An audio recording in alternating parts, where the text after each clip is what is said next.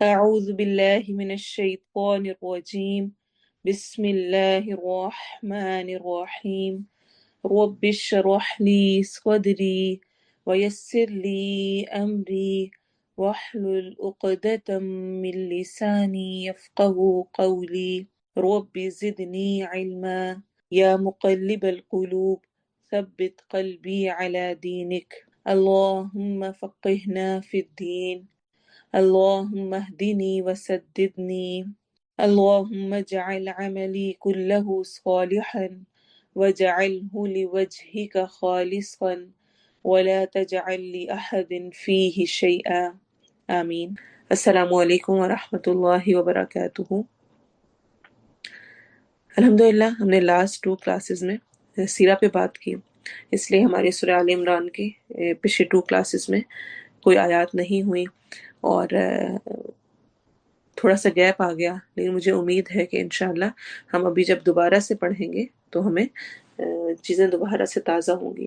ہماری کچھ پچھلی آیات کی تفسیر بھی رہتی ہے اور تفسیر کراتے ہوئے میرا دل کر رہا ہوتا ہے کہ میں ہر چیز کو ڈیٹیل کے ساتھ اس طرح سے کرواؤں کہ خود میرے عمل میں بھی آئے، آپ کے عمل میں بھی آئے، اور ہم تھوڑا تھوڑا کر کے اپنی زندگی میں قرآن کی رہنمائی کے ساتھ چلتے رہیں اور اس سے رہنمائی لیتے رہیں.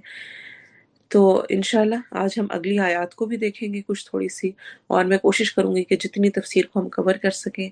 اگر اس دفعہ نہیں کر سکے تو انشاءاللہ نیکسٹ ٹائم ہم یہاں تک آیات کی تفسیر کو کور کر لیں گے. سب سے پہلے تجوید ہے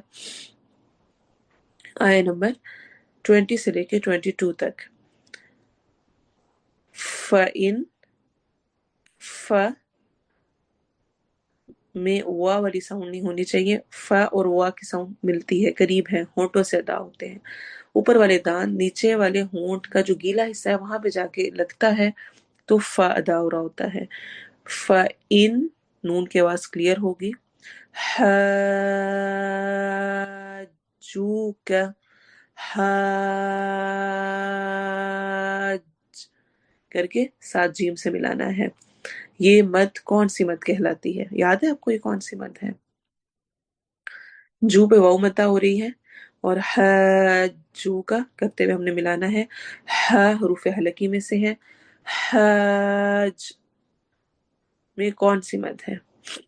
چلیں تھوڑی سی ہنٹ بھی دے دیتی ہوں. ویسے آپ میں سے کچھ نے آنسر کر دیا ہے لیکن اکثریت کنفیوز ہو گئی ہے. حاج میں دیکھیں الف مدہ کے بعد شد آ رہی ہے. اگر شد آ جائے پھر کیا ہوتا ہے؟ متصل اور منفصل تو تب ہوتی ہے نا جب شد کے بغیر ہے. شد آ جائے پھر تو کچھ اور رول ہو جاتا ہے، متصل یا منفصل کا نہیں رہتا. جی مد لازم کلمی مثقل ہو جاتی ہے. یہ مد لازم ہوتی ہے جب بھی حروف مدہ کے بعد نیکسٹ حرف پہ شد آ رہی ہو، ڈبلیو سائن ہو، تو وہ مد لازم ہو جاتی ہے. اور چونکہ یہ پورے ورڈ کے اندر ہے اس لیے یہ کلمی کہلاتی ہے، اور چونکہ یہ شد ہے تو شد کی وجہ سے یہ مثقل ہوتی ہے، یعنی ثقیل جس کو کہتے ہیں، بھاری ہوتی ہے. تو اس کو ہم نے بہت سب سے زیادہ طویل لمبا کرنا ہوتا ہے. اسی لیے آپ دیکھیں گے کہ جب آپ قرات سنتے ہیں تو ان والی مد کو جن پہ حروف مدہ کے بعد شد آ رہی ہوتی ہے اس کو زیادہ لمبا کیا جاتا ہے. فقل، قاف کو موٹا کر کے پڑھنا ہے. اسلمت، اس میں سین میں سٹی والی آواز آئے گی. وجہیہ، واو میں ہونٹ گول ہوں گے. جیم پر قلقلہ کی ساؤنڈ ہوگی، آواز ہلے گی، ایکو ساؤنڈ ہوگی. وجہیہ، للہ، للہ ہی، موٹا نہیں کرنا، باریک پڑھا جائے گا کیونکہ کسرہ ہے.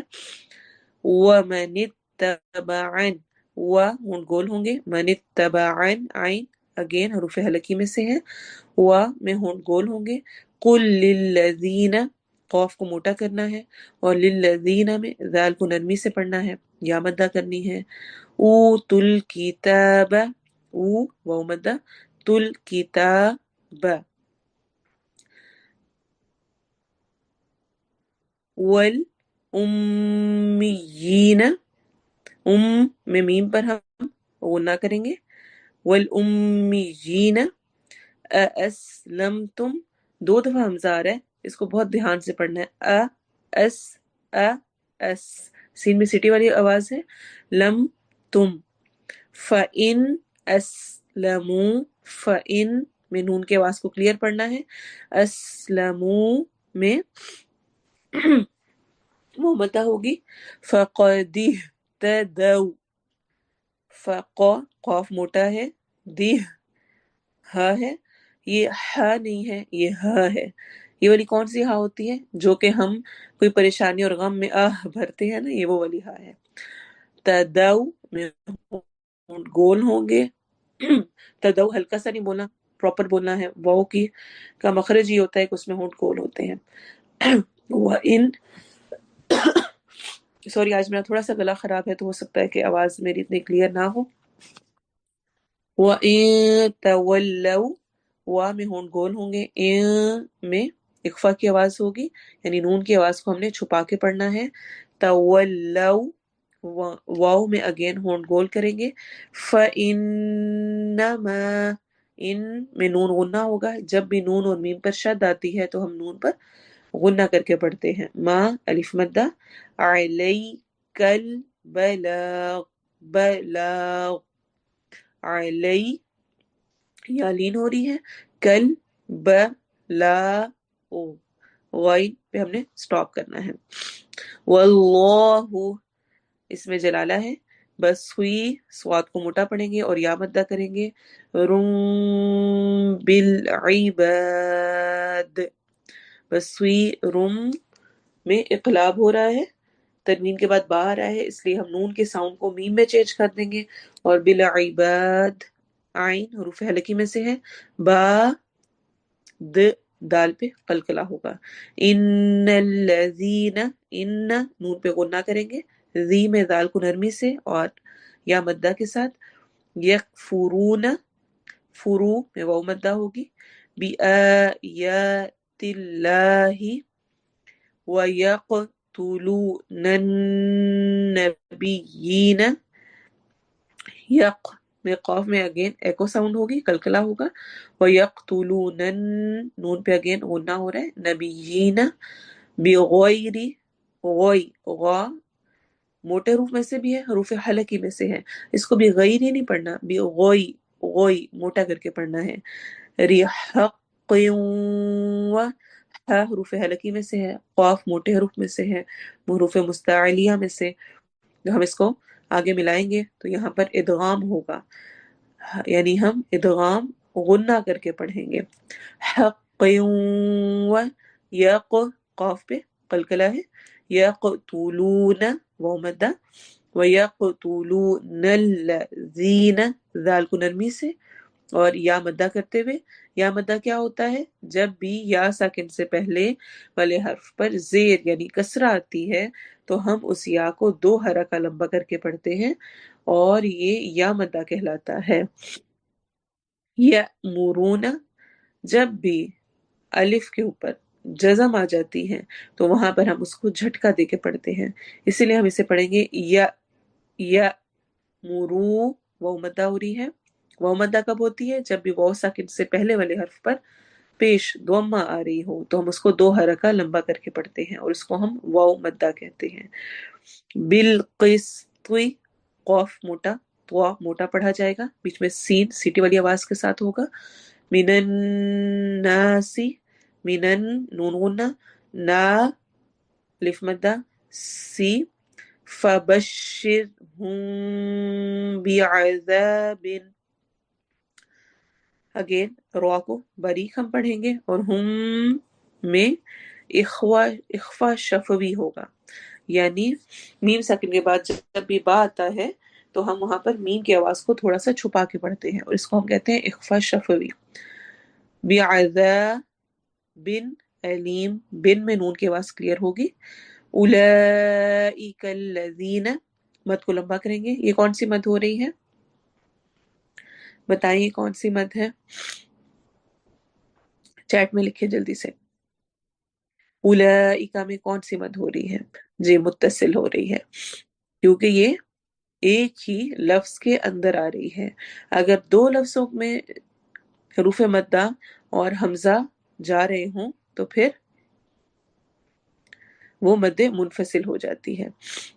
اولئک الذین हबीतवत, ह हरूफ हलकी में से, बीतवत त्वा को मोटा पढ़ना है, अअमालहुम, अअमालुहुम, सॉरी, अअमालुहुम, अ में आवाज को, आइन की आवाज को हम हलक में ठहराएंगे, मा अलिफ मद्दा होगा, लुहुम, फिद्दुन या फिद्दुन, नून की आवाज क्लियर होगी, या वल आखिरह, वल में वाव में गोल होंगे, आखिरह, ख मोटे हरूफ में से है और इसी तरह से हरूफ हलकी में से भी है।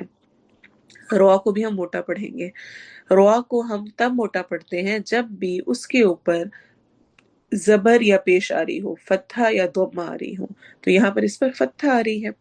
वमा अलिफ मद्दा, अलिफ मद्दा कब होता है? जब भी अलिफ से पहले फत्हा जबर आती है। तो हमारे पास तीन मद्दा है, अलिफ मद्दा, वाव मद्दा, या मद्दा, और इनको प्रॉपर अदा ना करना हराम गलती है, इससे मतलब बदल जाता है। इसलिए इनको आपने स्पेशली बहुत ज्यादा फोकस करके अपने लेसन में प्रैक्टिस करनी है। वमा लहुम, मीम इदगाम शफवी हो रहा है, मीम सकिन के बाद मीम मीम आ गया है। मिन नासिरीन, ना मिन में इदगाम गुन्ना के साथ हो रहा है, स्वाद को हम मोटा पढ़ेंगे और री में या बारीक पढ़ा जाएगा और आखिर में हम इसको नून से मिला देंगे। अब कारी इब्राहिम की आवाज में इसको सुने और गौर करना है आपने एक एक लफ्ज को, जहां लंबा किया जा रहा है, जहां छोटा किया जा रहा है। और कोशिश क्या करें जब प्रैक्टिस करें तो एक एक वर्ड की करके करें और ऐसे ही सुनाते हुए भी एक एक वर्ड करके ही सुनाएं, ताकि एक एक वर्ड पर आप ज्यादा अच्छा फोकस कर सकें। فإن حاجوك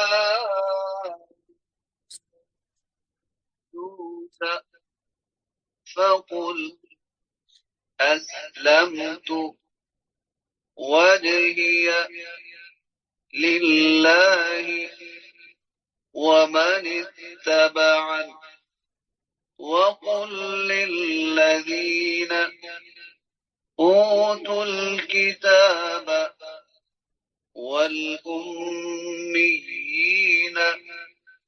أأسلمتم فإن أسلموا فقد اهتدوا وإن تولوا فإنما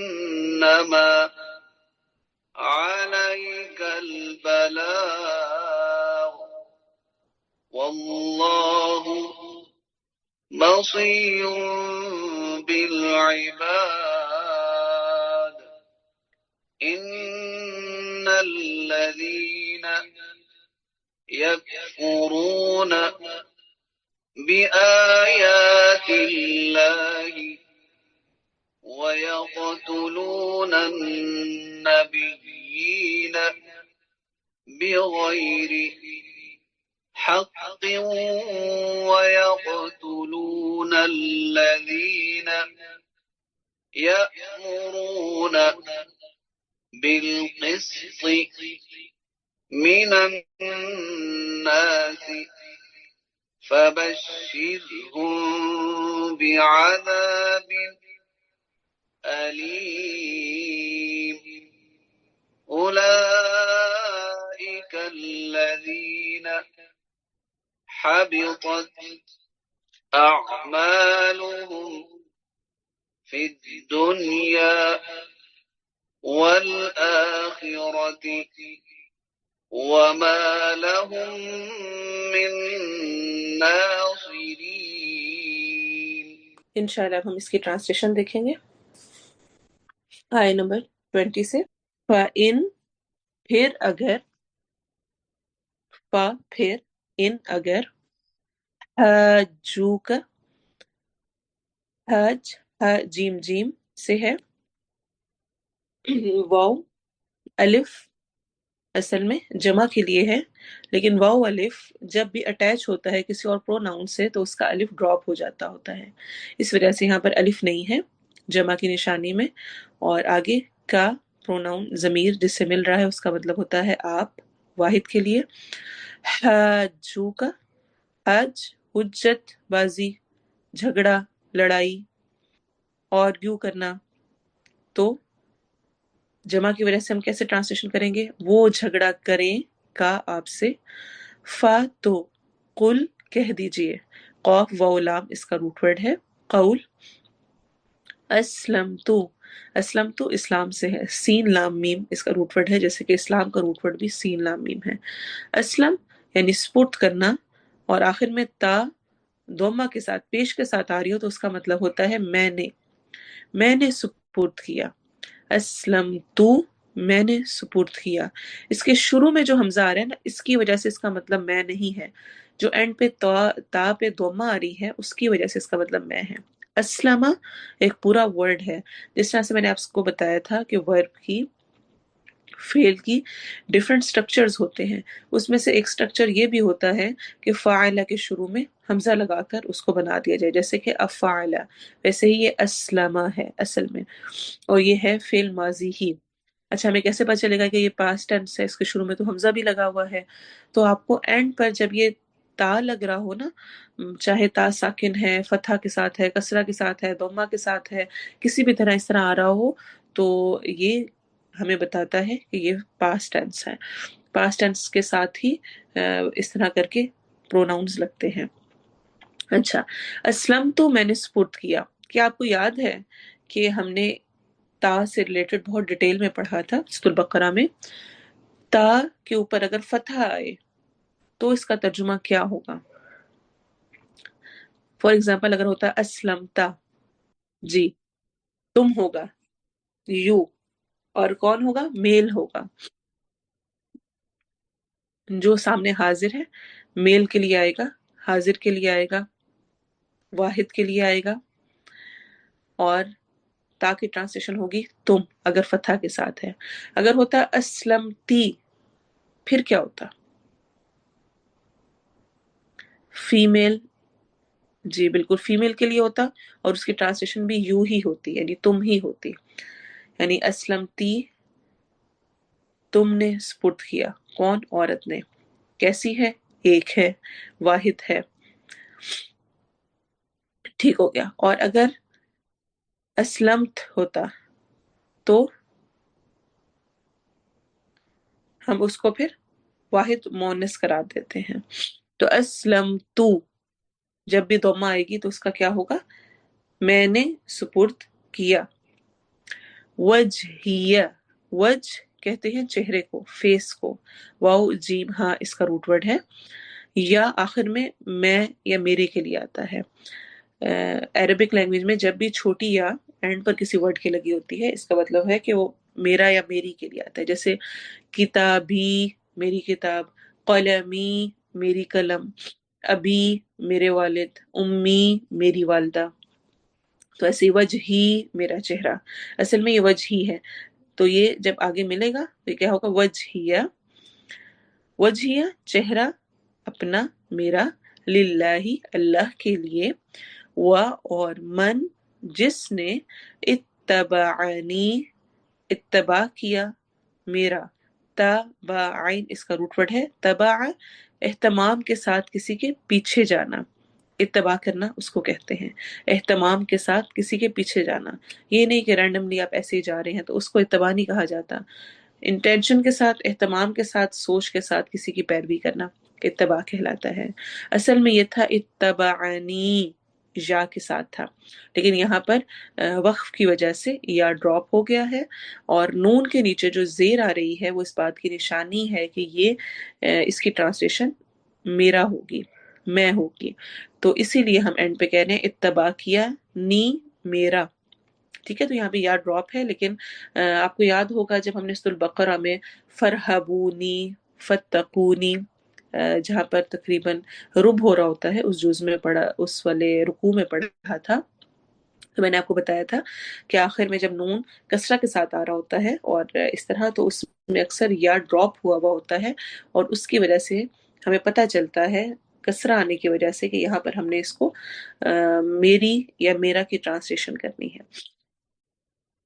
وَقُلْ اور کہہ دیجئے، لِلَّذِينَ لی کے لیے، الَّذِينَ ان کو، اوتو دیے گئے، حمزہ تا یا اس کا روٹ ورڈ ہے، واو الف جمع کے لیے آ رہا ہے، الکتابہ کتاب، ال پراپر ناؤن اس میں معرفہ کے لیے ہے، والامیین امیوں ان پڑھوں کو، ٹھیک ہے، الامیین یانون جمع کے لیے، حمزہ میم میم اس کا روٹ ورڈ ہے، ان پڑھ سے ہے، یعنی وہ علم جو کہ صرف ماں سے ملا، کسی ادارے میں کسی اور جگہ پہ سیکھنے کے لیے نہیں گیا، تو وہ کیا کہلاتا ہے؟ امی۔ اسلمتم کیا، یہ حمزہ کون سا ہے؟ حمزہ استفہام، یعنی جس سے ہم کوشچن کرتے ہیں، اسلم تم، باب دیکھیں پہلے تھا اسلم تو، میں نے سپرد کیا، اب ہے اسلم تم، اسلام لائے تم، یہ تم، اب یہ والا جو تم لکھا ہوا ہے اسلم تم میں، یہ کیا ہے؟ جمع کے لیے، اس کا مطلب یہ تم ہی ہے، یوں ہی ہے، لیکن کون؟ سارے کے سارے۔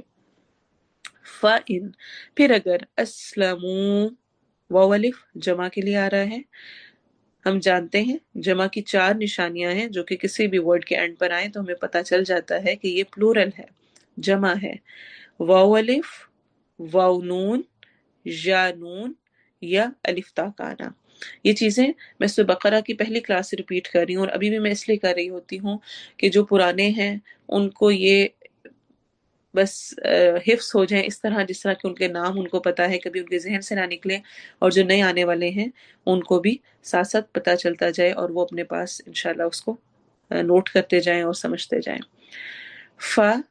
تو قد تحقیق اہتدوا وہ ہدایت پا گئے، ہدا اس کا روٹ ورڈ ہے، ہا دالیا، و اور ان اگر، تولو وہ منہ موڑ جائیں، تولو تا شروع میں تم کے لیے نہیں آ رہا ہے، یہ بھی ورب کا فعل کا ایک سٹرکچر ہے جس میں شروع میں تا لگتا ہے، اور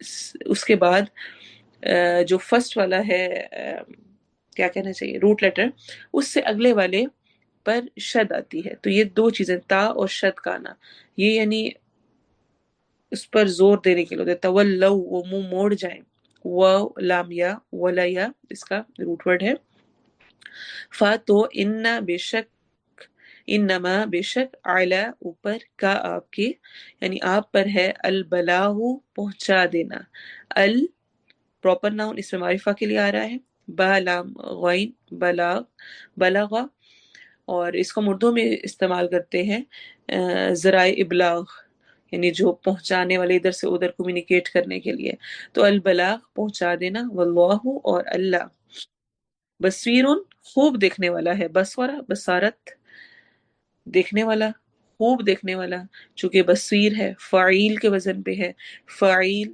مبالغہ کا صیغہ ہے، یعنی سمپل نہیں، بہت زیادہ علم رکھنے والا، بالعباد بندوں کو، سوری خوب دیکھنے والا، علم والا نہیں، وہ علیم کا علم والا ہوتا ہے، بصیر خوب دیکھنے والا، بی ساتھ العباد بندوں کو، عبد کی جمع ہے، ان بے شک، الذین وہ جو، یکفرون وہ کفر کرتے ہیں، یا شروع میں فعل مضارع کی نشانی ہے، ہم جانتے ہیں عربک میں 2 ہی ٹینس ہوتے ہیں، ایک ہوتا ہے پاسٹ ٹینس اور ایک ہوتا ہے مضارع، جس میں پریزنٹ اور فیوچر ٹینس دونوں اکٹھے ہوتے ہیں۔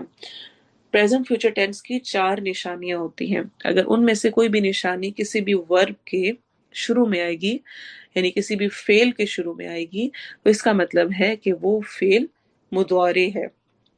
وہ نشانیاں کیا کیا ہے؟ یا، تا، نون، الف۔ یا کا مطلب ہوتا ہے وہ، تا کا مطلب ہوتا ہے تم، نا کا، نون کا مطلب ہوتا ہے ہم، اور حمزہ شروع میں ہے تو اس کا مطلب ہوتا ہے میں، تو یہاں پہ یا وہ، کفر کفر سے ہے، واو نون آخر میں جمع کے لیے آ رہا ہے، وہ کفر کرتے ہیں، بی آیات 7 آیات کے، آیات جمع ہے آیا کی، اللہ اللہ کی، و اور، یقتلون وہ قتل کرتے ہیں، یا شروع میں فعل مضارع کی نشانی ہے، واو نون آخر میں جمع کی نشانی ہے، درمیان میں رہ گیا قاف تالا، قتل، النبیین نبی کی جمع ہے، یا نون جمع کے لیے آ رہا ہے، اس کا روٹ ورڈ ہوتا ہے نبأ خبر، اہم خبر، تو نبی بھی آ کر کیا کرتے ہیں؟ خبر دیتے ہیں، بغیر غین یا را غیر، حق حق، اور یقتلون وہ قتل کرتے ہیں، الذین ان کو جو یأمرون وہ حکم دیتے ہیں، اگین یا فعل مضارع کی نشانی ہے، واو نون جمع کی، آخر میں درمیان میں سوری امر اور رہ گیا، حمزہ میم رو امر و، بالقسط ساتھ انصاف کے، قسط قاف سین تو انصاف، ال شروع میں پراپر ناؤن اس میں معرفہ کے لیے آ رہا ہے، من سے الناسی لوگوں میں سے، انس حمزہ نون سین بھی اس کا روٹ ورڈ ہوتا ہے اور نون واو سین بھی اس کا روٹ ورڈ ہوتا ہے۔ فبشرہم، فا تو بشر خوشخبری دے دو، بشارت دینا، اردو میں بھی یوز کرتے ہیں ہم، ہم ان کو، تو جمع کے لیے ہم آتا ہے، وبشرہم تو خوشخبری دے دو ان کو، بعذاب عذاب کی، عین ذال باعذ اس کا روٹ ورڈ ہے، علیم دردناک، حمزہ لام میم اس کا روٹ ورڈ ہے، دردناک کی، علم المناک حادثہ اردو میں ہم بولتے ہیں، المناک کیا ہوتے ہیں یعنی بہت دردناک، بہت شدید قسم کا، اولئک یہی لوگ ہیں، اولئک اس میں اشارہ ہے، الذین وہ جو، الذین اس میں موصولہ ہے، تو اسم ناؤن ڈفرنٹ ٹائپس کے ہوتے ہیں، ایک ہوتے ہیں نام ہے سمپلی، اور ایک پرو ناؤن ہے، اور کچھ ہوتے ہیں جن سے ہم اشارہ کرتے ہیں، کچھ اسم ایسے ہوتے ہیں جو کہ آپس میں سینٹینس کو جوڑنے کا کام کرتے ہیں، تو وہ سارے ناؤن کے انڈر، اسم کے انڈر آتے ہیں۔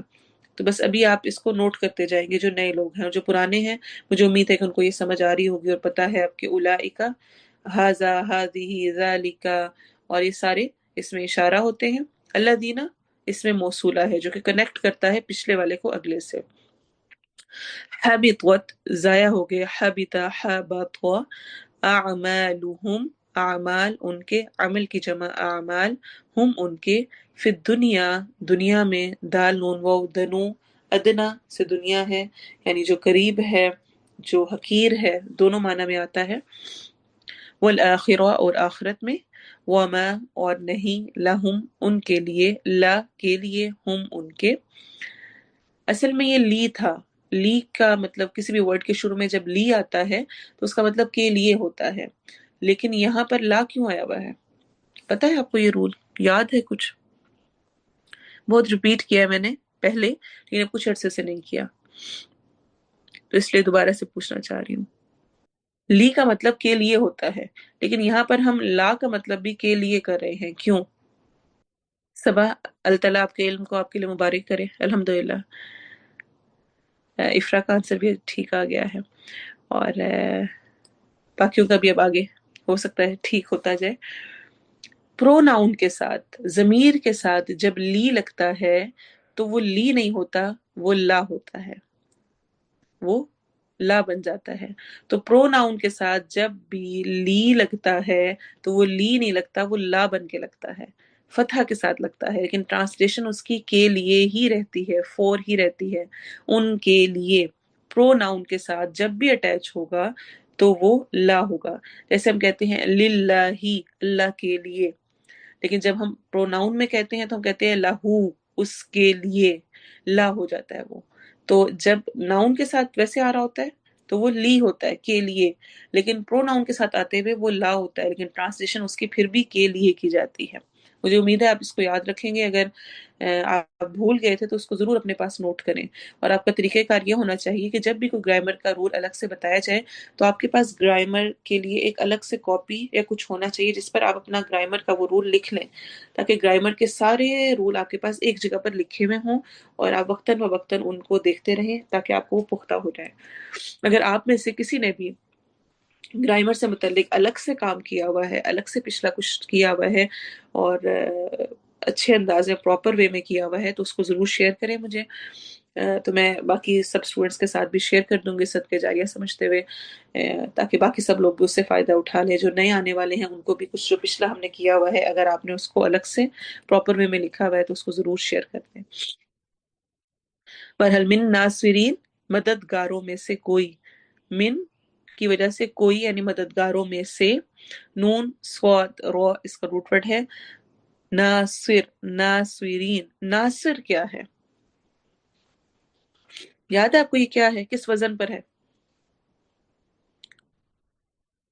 ہم نے اس کو پچھلے عرصے میں بہت دفعہ پڑھا ہے، جی فائل کے وزن پہ ہے، کام کرنے والا، مدد کرنے والا، یعنی مددگاروں میں سے کوئی. ٹھیک ہے، اب اس کی آپ تلاوت سنیں گے اور پھر انشاءاللہ ہم تفسیر سٹارٹ کریں گے.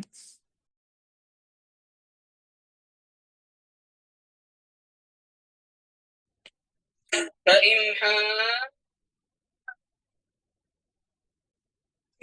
فقل أسلمت وجهي لله ومن اتبعني وقل للذين أوتوا الكتاب والأميين أأسلمتم فإن أسلموا فقد اهتدوا وإن تولوا فإنما عليك البلاغ والله بصير بالعباد. إن الذين يكفرون بآيات الله ويقتلون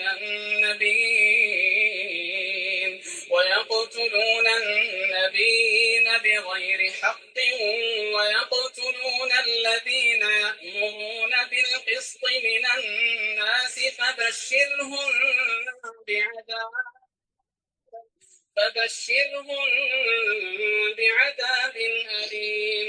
أولئك الذين حبطت أعمالهم في الدنيا والآخرة وما لهم من ناصرين.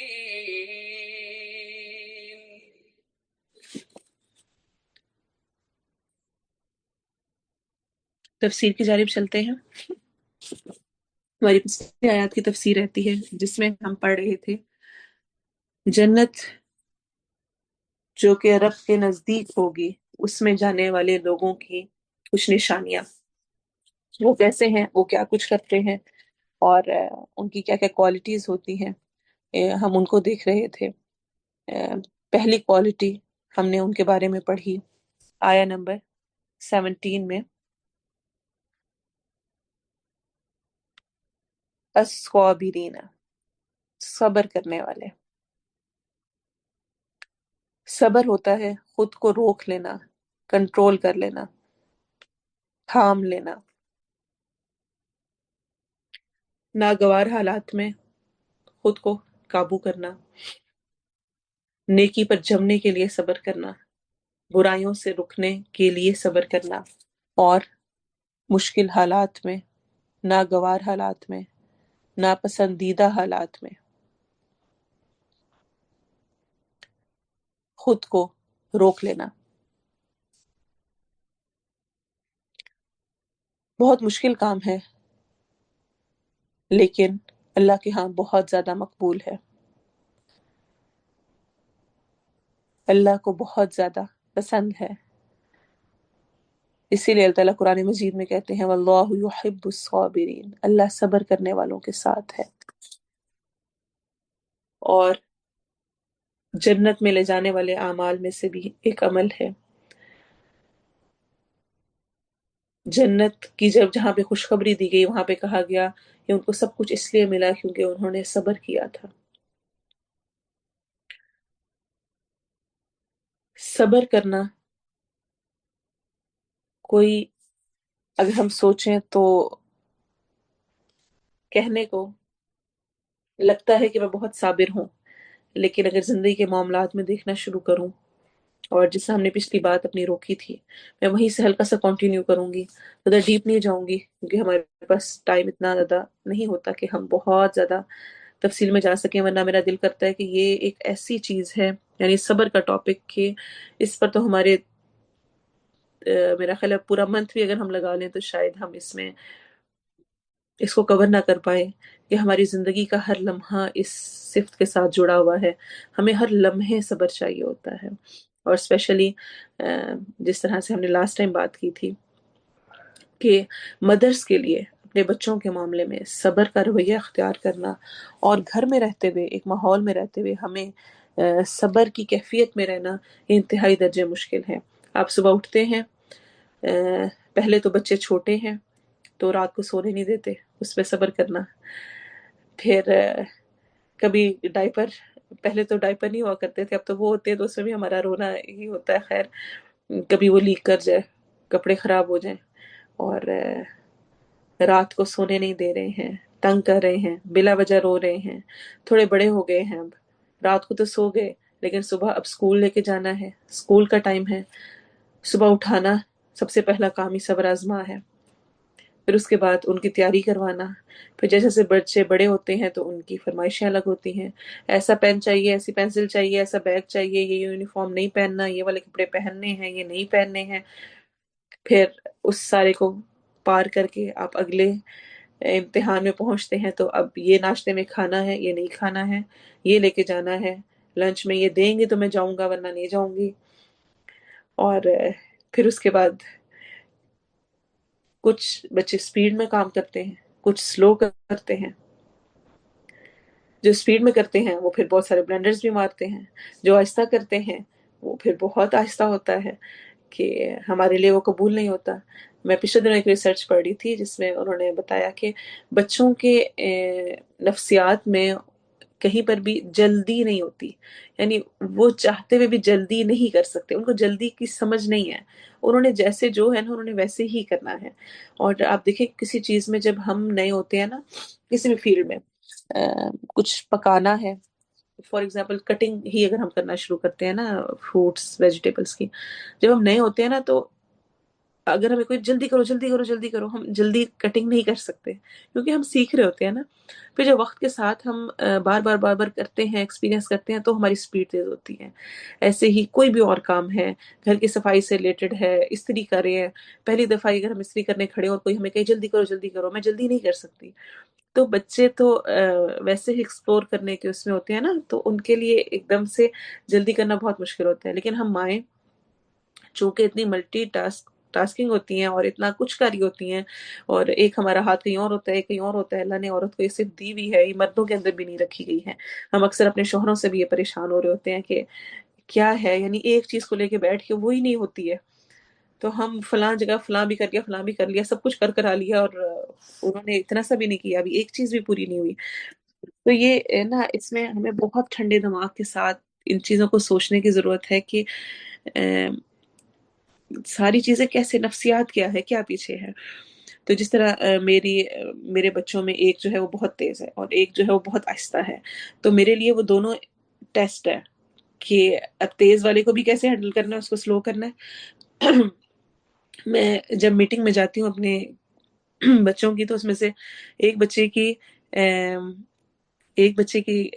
ٹیچر کہہ رہی ہوتی ہیں کہ وہ کوشش کرتا ہے کہ ہر کسی سے سب سے پہلے اس کا ہینڈ ریز ہو، اور دوسرے بچے کے اس میں جاتی ہوں تو وہ کہتے ہیں کہ وہ پرفیکشن کے ساتھ کام کرنا چاہتے ہیں، اس لیے وہ سلو سلو سلو سلو کر رہی ہوتی ہے، لیکن وہ کرتی زبردست ہے۔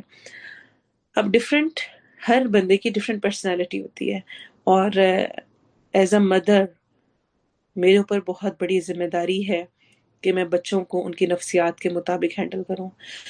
اچھا کب کروں گی؟ جب میری اپنی نفسیات درست ہوگی، جب میں اپنی نفسیات میں ہی خود کو نہیں پہچان پائی اور خود کی اصلاح نہیں کر سکی تو میرے اندر صبر کیسے آئے گا؟ یہ میں نے ابھی ہلکا سا آپ کے سامنے ایک سین رکھا ہے جو کہ ہم میں سے ہر مدر روز صبح کے ٹائم فیس کر رہی ہوتی ہے، اور اگر آپ آگے پورے دن کی طرف جائیں تو اور زیادہ لمبی کہانی ہے نا۔ تو کرنے کا کام کیا ہے؟ کرنے کا کام یہ ہونا چاہیے کہ ہم ایک دفعہ ضرور لسٹ پوری بنائیں، ہمیں کون کون سی چیز تنگ کرتی ہے، جس طرح میں نے کچھ چیزوں کا ذکر کیا ہے، اور پھر اس کا حل سوچیں۔ اس کا حل کیا ہے؟ کیا روز چیخنا، چلانا، شور مچانا، غصہ کرنا، ناراض ہونا، یا کوئی اور آپشن بھی ہو سکتے ہیں؟ کسی اور طرح ان کے ساتھ بیٹھ کر کچھ پلاننگ کی جا سکتی ہے کہ اگر یہ مسئلہ ہمیں روز پیش آتا ہے اس کا حل اب کیسے کیا جائے۔ جس طرح اب جو میرا ایک بچہ ہے اس کے یہ مسئلہ ہے کہ وہ جلدی نہیں کرتے، پھر یونیفارم نکالنا ہے تو اس میں دیر کرنی ہے، تو میں نے کیا کیا، میں نے اس کو کہا کہ آپ کا یونیفارم آپ نے رات کو ریڈی کرنا ہے تاکہ وہ جو ٹائم آپ کا ہے وہ سیف ہو جائے، فلاں چیز آپ نے رات کو کر کے رکھنی ہے تاکہ آپ کا یہ والا ٹائم سیف ہو۔ تو آپ کو کچھ مینٹلی طور پہ پلاننگز کرنی پڑیں گی اس کو بہتر کرنے کے لیے، نہ کہ یہ کہ آپ خود بھی پینک ہوں اور بچوں کو بھی پینک کریں، اور ہوتا ایسے ہی ہے ویسے، لیکن اس میں سے خود کو نکالنا ہے اور صبر کے ساتھ ہر معاملے کو کرنا ہے، دوسرے کو سپیس دینی ہے، ٹائم دینا ہے۔ الصابرین، صبر کرنے والے، ہر معاملے میں صبر کرنے والے، لیکن انسان ہونے کے ناطے کبھی غصہ بھی آتا ہے، کبھی برا بھی کہا جاتا ہے، کبھی اخلاق درست نہیں بھی رہتا، تو کوئی بات نہیں، دل نہیں چھوٹا کرنا، ہار نہیں ماننی ہے۔ شیطان بہت کرتا ہے، تم نہیں کر سکتی اور تمہارے بس کا نہیں ہے، بس یہ تم نے کوشش کی اور جب تم کرتی ہو 2 دن کرتی ہو پھر چھوڑ دیتی ہو، اور اس طرح کی باتیں، تو اس پہ نہیں جانا، بلکہ خود کو بار بار ٹرائی پیریڈ میں رکھنا ہے۔ ہم اس دنیا میں کوشش کے لیے ہی ہیں، اور کوشش ہی ہماری دیکھی جانی ہے، کوشش ہی مطلوب ہے، ہم سے پرفیکشن نہیں مطلوب ہے۔ تو الصابرین، صبر کرنے والے، والصادقین، اور سچے، سچ بولنے والے ہیں۔ دل اور زبان کی موافقت، دونوں، جو دل میں ہے وہی زبان پر، اور جو زبان پر ہے وہی عمل پر۔ دل اور زبان کی بھی موافقت ہو، یعنی ایک جیسا ہو، اور زبان اور عمل کی بھی ہو، اپنے ساتھ بھی سچے ہوں، لوگوں کے ساتھ بھی سچے ہوں، اور اللہ کے ساتھ بھی سچے ہوں۔ لیکن سچے ہونے کا ہرگز یہ مطلب نہیں ہے کہ آپ بدتمیز ہوں، آپ لوگوں کے ساتھ ان کے منہ پر ان کی برائیاں کریں، ان کو سنائیں، ان کے عیب ان کے سامنے اجاگر کریں، ان کو نکالیں اور کہیں کہ سچ ہی تو بول رہی ہوں، میں کون سا جھوٹ کہہ رہی ہوں، فلاں ایسی ہے، فلاں ایسی ہے، فلاں چور ہے، فلاں فلاں فلاں فلاں ہے، اور اس کے سامنے اس کو کہیں، اور پھر کہہ کر پھر کہے کہ میں کون سا جھوٹ بول رہی ہوں، سچ بول رہی ہوں۔ تو سچ بھی اچھے انداز میں بولا جاتا ہے، سچ بولنا ہے، ضرور بولنا ہے، لیکن حکمت کے ساتھ بولنا ہے۔ ایسا معاملہ نہیں ہونا چاہیے کہ آپ دوسروں کی عزت اچھالیں اور اس پہ کہیں سچ ہی تو کہہ رہی ہوں۔ حالانکہ اگر کوئی کسی کی عزت اچھالتا ہے تو اس کے بارے میں بہت سخت تو وعید دی گئی ہے، بہت سخت پکڑ ہے۔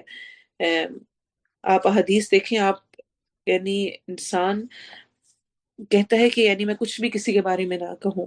آپ صلی اللہ علیہ وسلم نے فرمایا، جو شخص اپنے مسلمان بھائی کے عیب پر پردہ ڈالے گا، اللہ تعالیٰ قیامت کے روز اس کے عیوب پر پردہ ڈالے گا۔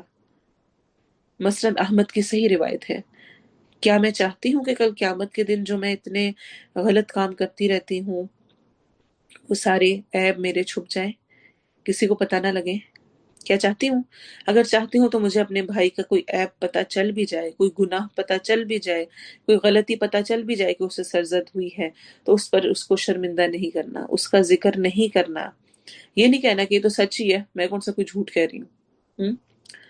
آپ صلی اللہ علیہ وسلم نے صرف زندہ کی نہیں، مردہ کے بارے میں بھی اس کے عیب پوشی کرنے کا بھی حکم دیا ہے۔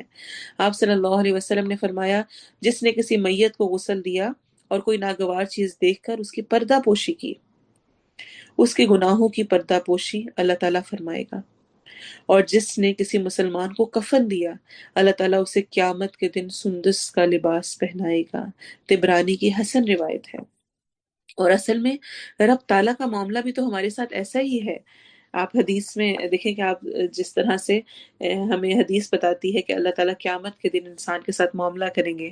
عبداللہ بن عمر کہتے ہیں، میں نے نبی صلی اللہ علیہ وسلم کو سرگوشی کے بارے میں یہ کہتے ہوئے سنا کہ قیامت کے روز تم میں سے ایک آدمی اللہ تعالیٰ کے قریب ہوگا، قریب، اور اللہ تعالیٰ اپنا بازو اس پر رکھ دیں گے۔ اللہ اکبر۔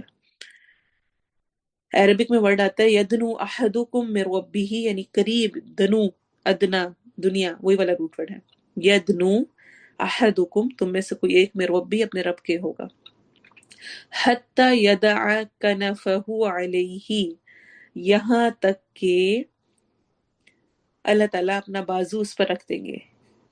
کیسا ہے، کس طرح ہے، کیا ہے، ہمیں اس کا کچھ پتا نہیں، لیکن ایسا ہوگا۔ صحیح بخاری کی روایت ہے یہ۔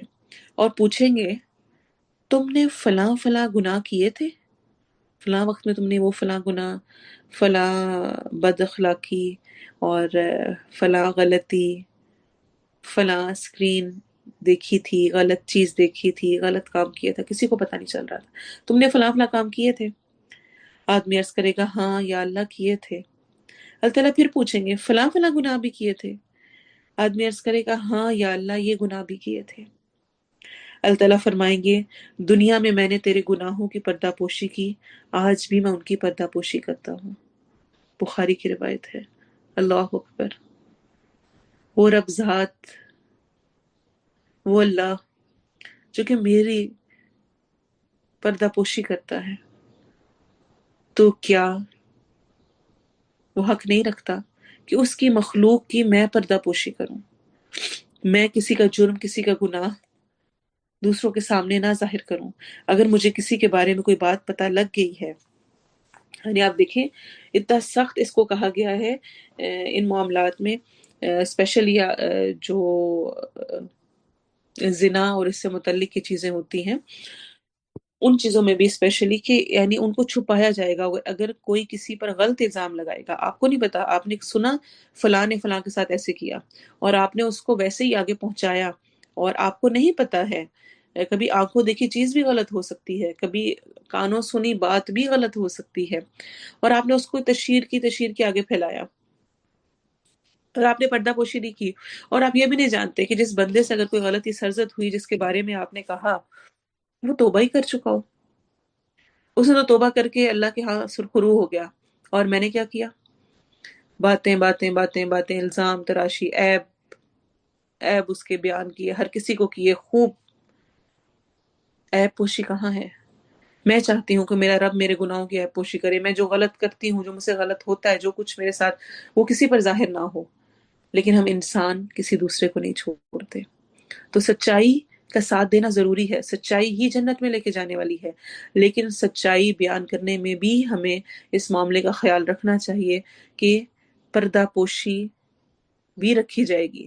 آپ سے کہیں پر کوئی گواہی مانگی جا رہی ہے، قانون کا معاملہ ہے، جہاں پر ضرورت ہے وہاں پر بالکل سچ بولیں، سچ بتائیں، جو آپ کو حقیقت پتا ہے آپ کے علم کے مطابق ہے، لیکن اس کے علاوہ بحث مباحثے اور ایسی چیزوں میں پڑھنا، کہنا، کوئی سے بھی لڑکا لڑکی کو دیکھنا تو فوراً ان کا فیئر سیٹ کر دینا، ان کے بارے میں باتیں شروع کر دینا، کچھ کسی کا ہلکا سا کچھ پتا چلے اس پر وہ شروع ہو جانا اور بات سے بات نکالنا، یہ ایک مومن کو زیب نہیں دیتا۔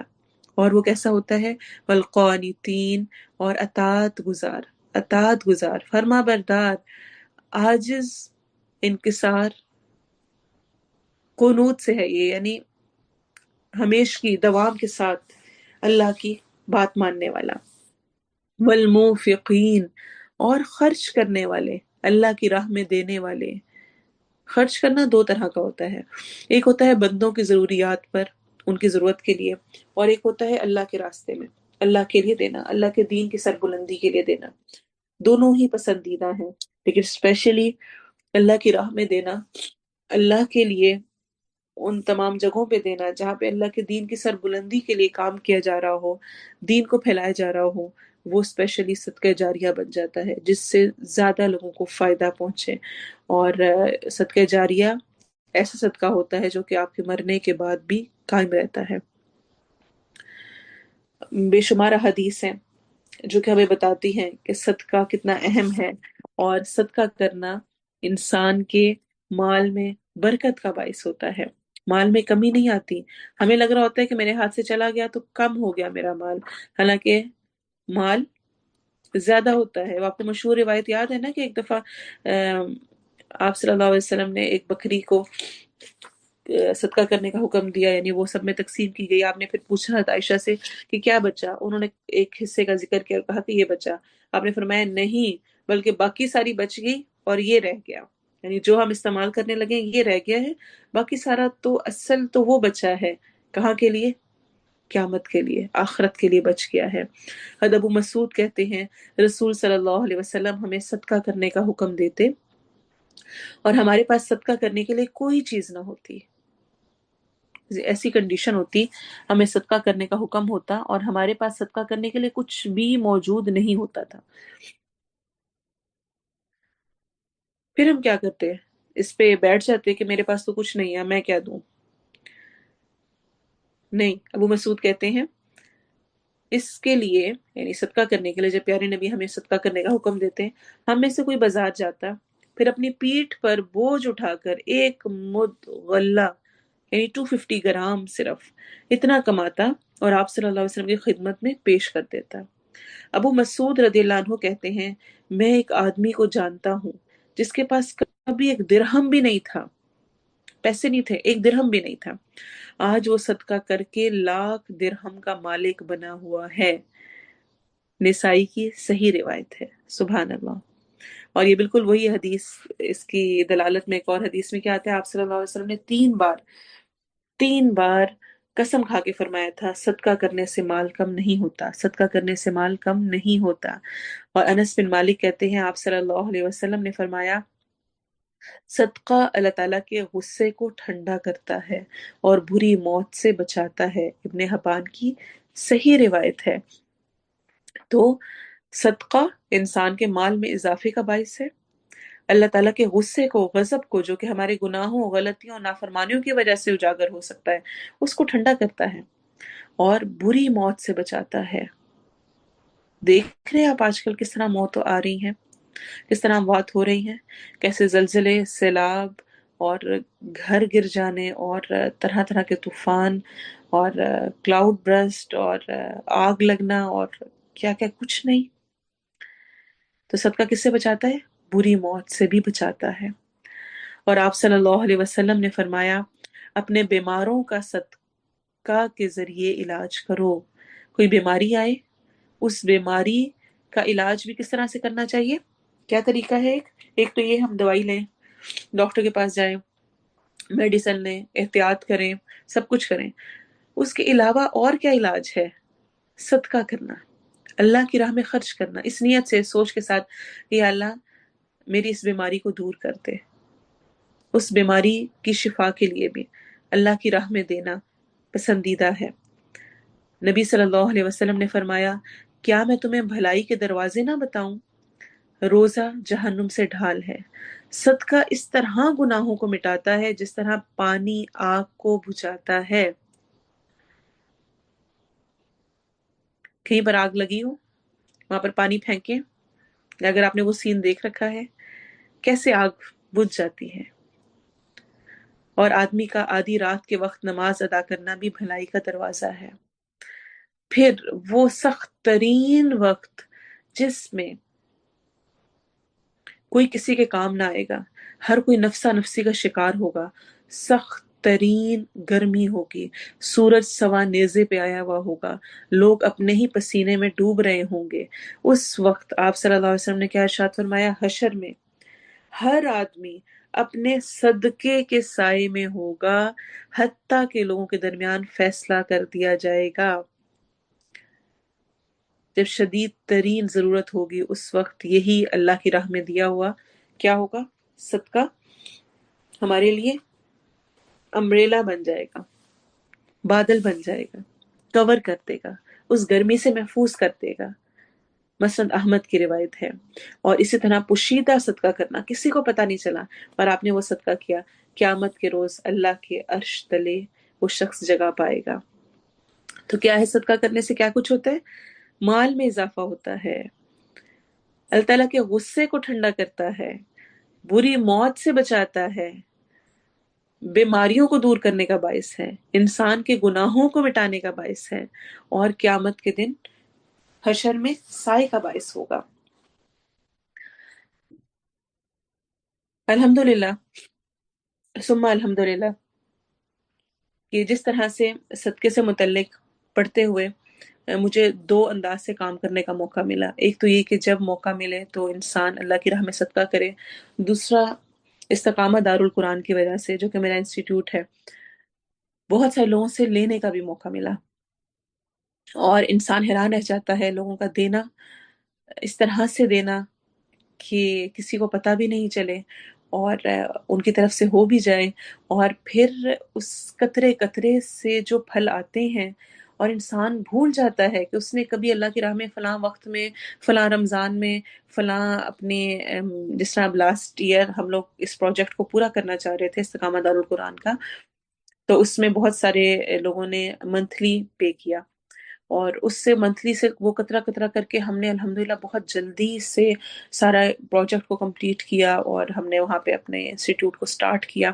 چونکہ یہ تفسیر ابھی ہماری چل رہی ہے، کلاس کی ہے، تو میں اس میں بہت ڈیٹیل میں نہیں جاؤں گی، لیکن میں انشاءاللہ گروپ میں، فرائیڈے قرآن کلاس کا جو ہمارا گروپ ہے، اس میں ڈیٹیل سے ضرور آپ کے ساتھ شیئر کروں گی، کیونکہ آپ میں سے بھی بہت سارے لوگوں کا حصہ ہے کہ ہم نے اس کام کو کیسے پورا کیا اور ابھی ہم اس کو کہاں پہ لیके جا رہے ہیں. الحمدللہ ہم بہت سارے اور پروجیکٹس پہ بھی کام کرنے جا رہے ہیں، آئندہ ہم شروع کریں گے. اور آپ میں سے جو بھی اپنا حصہ ڈالے، کیونکہ ہم قرآن میں ساتھ ہیں نا، تو نیکیوں میں ہم نے ایک دوسرے کو بڑھانا ہے. تو اس لیے میں اس میں بھی انکریج کر رہی ہوں کہ جو ہم تھوڑا تھوڑا کر کے بھی اگر سارے مل کر حصہ ڈالیں تو ہم بہت بڑی تبدیلی لا سکتے ہیں، چینج لا سکتے ہیں. اور ہم اس نیکی اور خیر میں شامل ہو سکتے ہیں جو ہم خود تو نہیں کر رہے. ہمارے پاس وسائل نہیں ہیں، ہم چاہتے ہیں ہم لوگوں کے لیے نیکی کا کام کریں، لیکن ہمیں خود اچھا پڑھنا نہیں آتا، ہم دوسروں کو پڑھا نہیں سکتے ہیں. پھر ہم جا کر وہاں پر ڈائریکٹلی جسمانی طور پہ اپنا کچھ نہیں کر سکتے، مشقت اپنی صلاحیتیں نہیں لگا سکتے، لیکن ہاں ہم اپنا مال لگا کر کسی کو سپورٹ کر سکتے ہیں. بہت سارے لوگوں کو ضرورت ہے. تو انشاءاللہ اس ٹاپک پر میں تفصیلی آپ کے ساتھ ویڈیوز بھی شیئر کروں گی اور پورے کام کو بھی شیئر کروں گی گروپ میں، تاکہ آپ سب حق رکھتے ہیں کہ جو آپ کا مال لگا اس کے بارے میں بھی آپ جانیں. اور انشاءاللہ آگے بھی جو ہم کرنے جا رہے ہیں اس میں مل کر بھی پڑھتے ہوئے ساتھ عملی شکل میں بھی مل کر انشاءاللہ آگے بڑھیں. پیارے نبی صلی اللہ علیہ وسلم کا یہ طریقہ تھا کہ جو بھی وہ پڑھتے تھے اور جو کچھ بھی وہ اپنے صحابہ کو سکھاتے تھے اس کو ساتھ عملی طور پہ پریکٹیکلی بھی کرواتے تھے. تو وہ جو مل کر جماعت کا اکٹھے ہو کر کام کرنا ہوتا ہے اس میں خیر بہت زیادہ برکت ہوتی ہے، اور ہم نہیں جانتے ہوتے کہ ہمارا تھوڑا سا قطرہ کتنا اہم ہے. صرف ایک چیز کو میں یہاں پہ ذکر کرنا چاہوں گی اور اس کے ساتھ انشاءاللہ پھر ہم اپنی یہ آیت کمپلیٹ کریں گے. کافی عرصے سے میرے ذہن میں یہ پلان آ رہا تھا کہ جس طرح یہاں پر سکولز ہوتے ہیں امریکہ میں، اور میرے بچے سکول جاتے ہیں، تو میں نا ہر چیز ان کی جو سکول میں ہو رہی ہوتی ہے نا اس کو اس نظر سے دیکھ رہی ہوتی ہوں کہ اچھا یہاں پر یہ لوگ اتنے اس کے ساتھ اہتمام کر رہے ہیں، تو ہمارے دینی مدارس یا جو ہمارے انسٹیٹیوٹ ہیں ان میں بھی ان چیزوں پر کام ہونا چاہیے نا، اسی انداز میں کہ ہم اپنے دین کو اچھے انداز میں پھیلا سکیں. تو یہاں پر آپ دیکھیں کہ بچوں کے لیے روز فری لنچ ہوتا ہے، روز فری بریک فاسٹ ہوتا ہے، اور کیا کہ بچوں کی صحت اچھی ہو اور ہیلدی فوڈ ہو اور اس کے لیے کام کیا جائے، اور بہت ساری اس طرح کی چیزیں کی جاتی ہیں. تو میری بہت زیادہ شدید خواہش تھی، اور ابھی پچھلے مہینے سے ہم نے الحمدللہ یہ شروع کیا ہے کہ جو ہمارے پاس بچے ہیں پڑھنے آتے ہیں، الحمدللہ اس وقت ہماری 350 کے قریب استقامت دارالقرآن میں تعداد ہے، کہ ہم ان کو فروٹ کھلائیں. کوئی ایک سیب دے دیں، ہر بچے کو ایک ایک سیب دے دیں، یا ایک ایک کیلا دے دیں، یا ایک ایک آڑو دے دیں. یہ بھی 3 فروٹ ہم نے الحمدللہ پچھلے مہینے میں تجربہ کیے ہیں. اور اکثریت جو آنے والی ہے ان میں سے 95% بچے فروٹس نہیں کھا سکتے ہیں کیونکہ ان کے افورڈ ہی نہیں کر سکتے ان لوگوں کے گھر والے. تو بچوں کی بہت زیادہ خوشی تھی، اور وہ ایک چھوٹی سی چیز کی تھی، لیکن میں سوچی تھی کہ جو لوگ حصہ ڈالیں گے، جو ڈال رہے ہیں، ہم نے نیو پروجیکٹ یہ سٹارٹ کیا، ابھی ہمارا اس پہ زیادہ ڈیٹیل میں کام نہیں ہوا. انشاءاللہ آئندہ جتنے لوگ سپورٹ کریں گے ہم ان چیزوں کو اور زیادہ ایکسپینڈ کریں گے کہ وہاں پر ان بچوں کی صحت اور ہیلتھ پر بھی کام ہو ساتھ ساتھ، اور وہ ساتھ سیکھیں بھی، دین اور دنیا دونوں کے اعتبار سے کام ہو. اور پھر ٹیچر کے اعتبار سے میرے ذہن میں تھا کہ ان کے لیے روز فریش ملک ہونا چاہیے اور کھجوریں ہونی چاہیے. تو یہ پروجیکٹ بھی ابھی لاسٹ منتھ ہی ہم نے سٹارٹ کیا ہے، اور الحمدللہ اس میں ایک ہی ڈونر نے پوری ذمہ داری لی کہ وہ ٹیچرز کے لیے دودھ کا اور وہ سارا پے کریں گی. اللہ ان کو بہت سارا اجر دے. وہ اتنا زبردست ہمارا پروجیکٹ رہا ہے، اور اسی طرح میرے ذہن میں بہت ساری چیزیں ہیں جن پہ میں چاہتی ہوں کہ میں کام کروں. آئندہ حفظ پروگرام انشاءاللہ سٹارٹ کرنا ہے. ہمارے ہاں حفظ پروگرام ایسے ہوتے ہیں کہ جیسے پورا قرآن ہی حفظ کرنا ہے. میں کہتی ہوں پورا قرآن حفظ نہ بھی ہو، جب ہم سوچتے ہیں کہ ہم نے حفظ کرنا آنا ہے اپنے بچے کو، تو ہم کہتے ہیں پورا قرآن حفظ کرے گا تو ہم نے کرانا ہے، ڈالنا ہے، اور ہم اتنے لمبے. لیکن قرآن کا تو کچھ بھی حصہ حفظ ہو جائے. تو میری پلاننگز میں ہے کہ ہم 1 پارہ حفظ، 3 پارے حفظ، اور 5 پارہ حفظ، اس طرح کر کے ڈفرینٹ اپنے کورسز رکھیں گے جس میں تھوڑا تھوڑا حفظ کروایا جائے. کم از کم بچے کی زندگی میں 1 پارہ تو اس کی زبان پر ہو، جب وہ آئندہ قرآن نماز پڑھے، کبھی تہجد پڑھنا چاہے تو اس کو لمبا قیام تو کرنا آتا ہو. کوئی 3 پارے آتے ہوں، کوئی 5 پارے آتے ہوں، کچھ نہ کچھ، اور اسی طرح سے بہت ساری اور چیزیں. تو انشاءاللہ میں تفصیلی آپ کے ساتھ ڈیٹیلز اور سب کچھ شیئر کروں گی. اللہ تعالیٰ ہم سے ہماری سب کی کوششوں کو بہت قبول کرے، اور جو ہم صدقہ اور جو کچھ ہم کر رہے ہیں، جو ہم نے اللہ کی راہ میں دیا ہے، وہ ہمارے لیے قیامت کے دن حجت کا باعث بنے. اور آخری صفت جو کہ بتائی گئی ہے وہ ہے والمستغفرین بالاسحار، اور استغفار کرنے والے سحری کے وقت. اسپیشلی سحری کے وقت استغفار کرنا. کیوں؟ کیونکہ اس وقت کیا ہوتا ہے، اللہ تعالیٰ آسمان دنیا پر آتے ہیں. اللہ تعالیٰ کا آسمان دنیا پر آنا، ہم ہمیشہ سے حدیث پڑھتے آئے ہیں، لیکن اس حدیث کو سمجھایا، اس کا فہم مجھے میرے بیٹے نے دیا. یقین مانیں کہ پچھلے 1 ڈیڑھ مہینے میں نا مجھے یہ حدیث اتنی اچھی سمجھ آئی.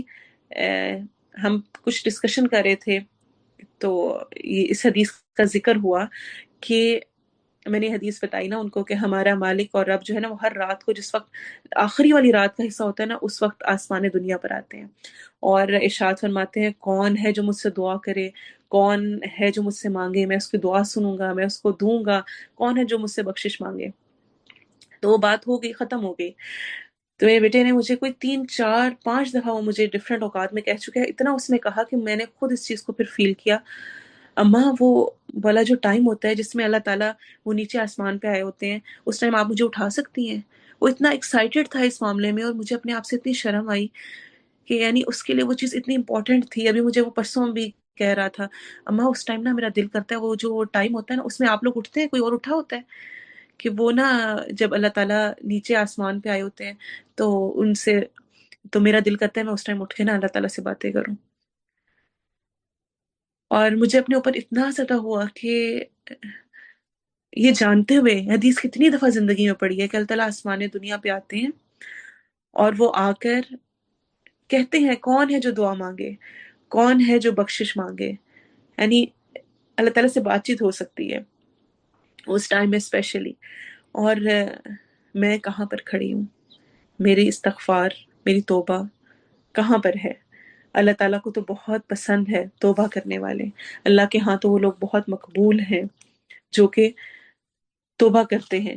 آپ صلی اللہ علیہ وسلم نے فرمایا جو شخص یہ پسند کرے کہ اس کا نامہ اعمال اسے خوش کرے تو وہ اس میں زیادہ استغفار درج کروائے. آپ صلی اللہ علیہ وسلم نے فرمایا اپنے صحیفے میں زیادہ استغفار پانے والے کے لیے توبہ ہے، خوشخبری ہے. اور استغفار کا تو بے شمار فضیلت ہمیں ملتی ہے. آپ صلی اللہ علیہ وسلم نے فرمایا جس شخص نے کہا استغفر اللہ الذی لا الہ الا هو الحی القیوم واتوب الیہ، تو اسے معاف کر دیا جاتا ہے اگرچہ وہ کافروں کے ساتھ لڑائی کے وقت میدان جنگ ہی سے بھاگا ہو. تو استغفار کرنا ہے، اور اسپیشلی کب؟ سحری کے وقت. سحری کے وقت جس وقت رب تعالیٰ آسمان دنیا پہ آیا ہوتا ہے. اللہ ہمیں توفیق دے، ہمیں اپنے لیے خالص کرے اور ہمارے اندر اس کی محبت کو ڈالے جو اعمال اس کو پسند ہیں. آمین. جو کچھ آپ نے سیکھا، جو سمجھ آیا، اس کو ضرور شیئر کیجیے گا. آپ سب سے سننا، آپ سب کی فیلنگز کو جاننا میرے لیے ہمیشہ موٹیویشن ہوتا ہے، اور مجھے اندازہ ہوتا ہے کہ آپ کو کیا سمجھ آ رہی ہے. آئندہ اس کے مطابق مجھے کام کرنے کا موقع ملتا ہے. جس طرح صبر پہ جب بات ہوئی تو آپ میں سے اکثریت نے بچوں سے متعلق بات کی، تو مجھے لگا کہ مجھے اس پر بات کرنی چاہیے. تو ایسے ہی اگر آپ لوگ ڈسکس کریں، بات کریں، گروپ میں شیئر کریں. گروپ اسی لیے اوپن کیا جاتا ہے کلاس کے بعد 2 3 گھنٹے کے لیے کہ آپ اس میں اپنی فیلنگز کو شیئر کریں تاکہ ہم مل جل کر اپنی اصلاح اکٹھے اچھے انداز میں کر سکیں. اللہ تعالیٰ ہم سے ہمارے اس بیٹھنے کو، سیکھنے کو، سمجھنے کو قبول کرے. آمین. سبحانک اللہم و بحمدک اشہد ان لا الہ الا انت استغفرک و اتوب الیک. سبحان ربک رب العزت عما یصفون وسلام علی المرسلین والحمد للہ رب العالمین. والعصر ان الانسان لفی خسر الا الذین آمنوا وعملوا الصالحات وتواصوا بالحق وتواصوا بالصبر. آمین. السلام علیکم ورحمۃ اللہ وبرکاتہ.